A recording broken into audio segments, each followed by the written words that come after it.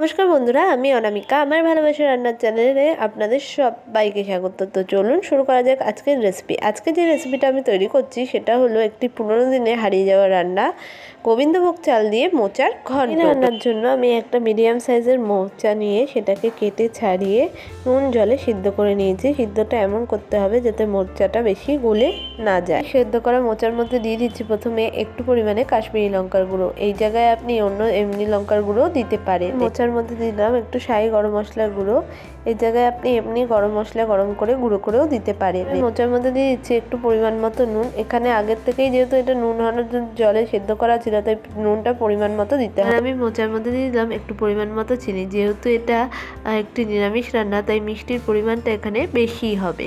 সেদ্ধ করা মোচার মধ্যে দিয়ে দিলাম বেশ কিছুটা পরিমাণে হলুদ। এটাও কিন্তু আপনি আপনার পরিমাণ ও আন্দাজ অনুযায়ী দিয়ে নেবেন। আমি মোচার মধ্যে দিয়ে দিচ্ছি একটু পরিমাণ মতো থেতো করা আদা। মোচার মধ্যে দিয়ে দিলাম একটু পরিমাণ মতো রোস্টেড জিরে গুঁড়ো। সমস্ত কিছু দিয়ে হাত দিয়ে চটকে চটকে সেদ্ধ করা মোচাটাকে মেখে নিচ্ছি, যাতে মোচার মধ্যে এই ফ্লেভারগুলো ভালোভাবে ঢুকে যায় আর মোচাটা যাতে চেয়ে চেয়ে না থাকে, তাই বলে এইভাবে করে চটকে চটকে মাখিয়ে নিচ্ছি। সমস্ত মশলাগুলো দিয়ে মোচাটাকে চটকে চটকে মেখে নিয়েছি। এবার আমি বাকি রান্নাটা নিয়ে আপনাদের কাছে ফেরত আসছি। একটা স্টিলের প্লেটের মধ্যে আধা কাপ মতো গোবিন্দভোগ চাল নিয়ে নিয়েছি।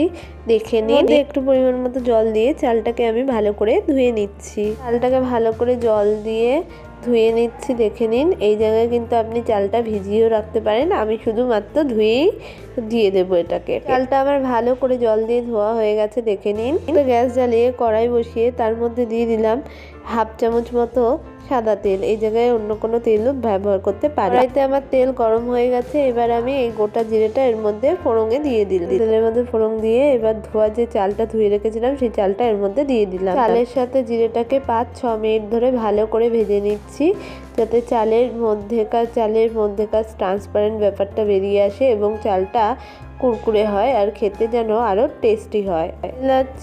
চাল আর জিরেটা ভালো করে ভাজা হয়ে গেছে। এবার আমি এটাকে উঠিয়ে নেব। চাল এবং জিরেটা ভালো করে ভেজে একটা থালার মধ্যে তুলে নিয়েছি। দেখে নিন, এবং জিরেটা ভেজে তুলে নেওয়ার পরে কড়াইতে যে তেলটা ছিল সেই তেলের মধ্যেই দিলাম 1 চামচ পরিমাণে ঘি। এটা আপনি আপনার পরিমাণ মতো নিয়ে নেবেন। এবং তেলটা গরম হয়ে গেছে। এবার আমি যে গোটা মৌরিটা নিয়ে নিয়েছিলাম সেই গোটা মৌরিটা এর মধ্যে ফোড়ঙে দিয়ে দিলাম। এটা ফোড়ন দেওয়ার পরে এর মধ্যে দিয়ে দিলাম কিছুটা পরিমাণে গোটা জিরে। আর মৌরি ফোড়ন দেওয়ার পরে এর মধ্যে দিয়ে দিলাম একটা তেজপাতা আর হাফ শুকনো লঙ্কা। এটাও আপনি আপনার পরিমাণ মতো দিয়ে নেবেন। ফোড়নটাকে ঘি এবং তেলের মধ্যে ভালো করে নেড়ে চেড়ে ভেজে নিচ্ছি। দেখে নিন, বেশ ভাজা ভাজা হয়ে গেছে। এবার আমি এর মধ্যে একটুখানি জল অ্যাড করে দিচ্ছি।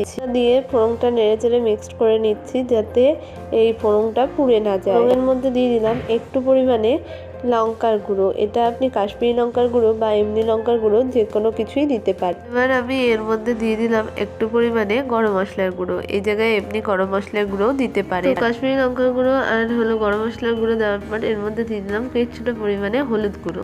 তো গুঁড়ো মশলাগুলো দিয়ে এগুলোকে ভালো করে নাড়ি চাড়িয়ে নিচ্ছি, যাতে এর মধ্যে ফ্লেভারগুলো ভালোভাবে ঢুকে যায়। এটা একটু কষে কষে ওঠার পর এর মধ্যে দিয়ে দিলাম বেশ কিছুটা পরিমাণে কিশমিশ। এই জায়গায় কিন্তু আপনি কাজু বাদামও দিতে পারেন। কিশমিশটা দেওয়ার পরে এর মধ্যে দিয়ে দিলাম একটু পরিমাণে মিষ্টি দেওয়ার কারণ হলো এই রান্নাটা একটু মিষ্টি মিষ্টি হবে। মশলার মধ্যে দিয়ে দিলাম একটু পরিমাণে নুন। নুনটা দিলে স্বাদটা বেশ ভালো হয়। নুন মিষ্টি দিয়ে এটাকে ভালো করে নাড়িয়ে চাড়িয়ে মিশিয়ে নিচ্ছি যতক্ষণ না মশলাটা কষে যায়। মশলাটা ভালো করে কষে গেছে, তেল ছেড়ে দিয়েছে। এবার যে মশলা দিয়ে মাখানো যে সেদ্ধ মোচাটা রয়েছে সেটা এর মধ্যে সম্পূর্ণটা ঢেলে দিলাম। মশলাটা দিয়ে মোচাটাকে ভালো করে নাড়াচাড়া করে নিচ্ছি, যাতে মোচার মধ্যে মশলার পরিমাণগুলো ঢুকে যায়, মোচার ফ্লেভারগুলো ঢুকে যায় এবং মোচাটা খেতে আরো বেশি টেস্টি এবং সুস্বাদু হয়।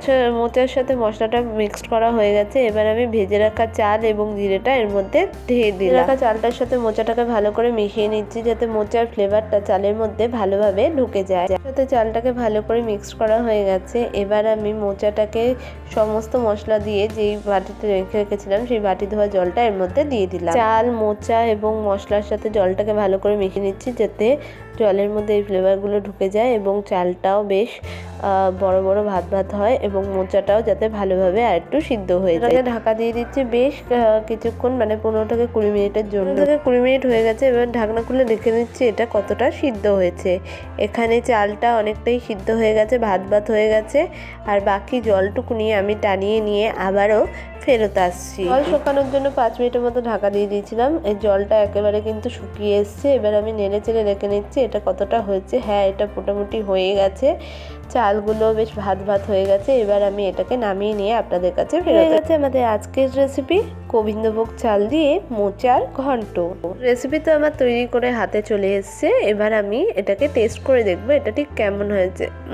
এটা জাস্ট অসাধারণ হয়েছে, গরম ভাতের সাথে জাস্ট জমে যাবে। এই সমস্ত রান্না পেতে অবশ্যই আমাদের চ্যানেলটাকে সাবস্ক্রাইব করে পাশে থাকা বেল আইকনটাকে প্রেস করতে ভুলবেন না। আর এইভাবে আমাদের পাশে থাকাবেন ও উৎসাহ যোগাবেন।